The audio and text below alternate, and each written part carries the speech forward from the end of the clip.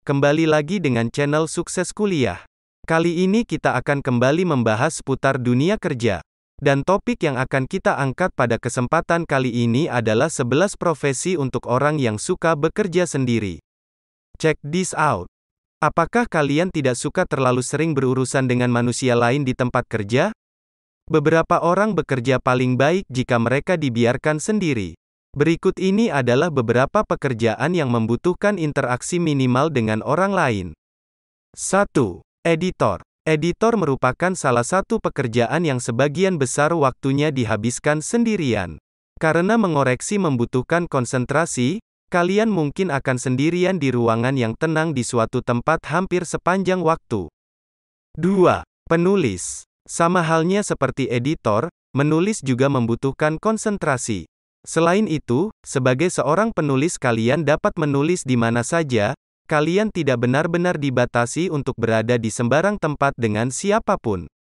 3. Programmer. Jika teknologi adalah bidang yang kalian minati, pertimbangkan untuk menjadi pengembang perangkat lunak. Karena meskipun pengembang kadang-kadang bertemu untuk membahas desain dan kemajuan, jika tidak, mereka akan menulis kode sendirian di sepanjang waktunya. 4. Pekerjaan pemeliharaan. Tidak semua perawatan dilakukan dalam satu tim. Kadang-kala pekerjaan perawatan dilakukan secara sendirian. Seorang tukang pipa dan tukang listrik misalnya, dapat menyelesaikan sebagian besar tugas mereka sendirian. 5. Pekerja lepas. Sebagai seorang pekerja lepas, hanya dengan bermodalkan internet, kalian bisa terima proyek dari mana saja, bahkan di lokasi terpencil. Karena semua proses dari daftar, wawancara, pengerjaan, evaluasi, dan pembayaran dilakukan secara online tanpa harus keluar rumah. Contoh, programmer lepas, desainer grafis lepas, penulis lepas, dan lain-lain. 6. Petugas pengawas CCTV. Bukan pekerjaan bergaji tinggi tapi setidaknya kalian akan sendirian. Perhatikan sekelompok layar televisi untuk aktivitas abnormal.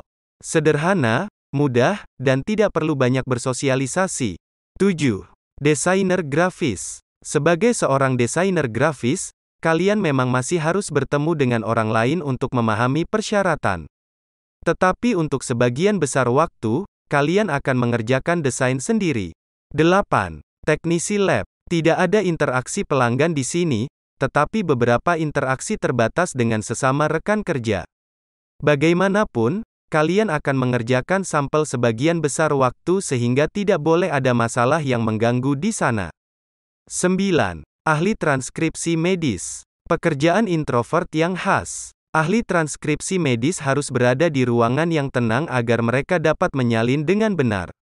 10. Pelukis. Pelukis biasanya bekerja sebagai bagian dari tim pemeliharaan tetapi pekerjaan pengecatan itu sendiri dapat diselesaikan secara individu.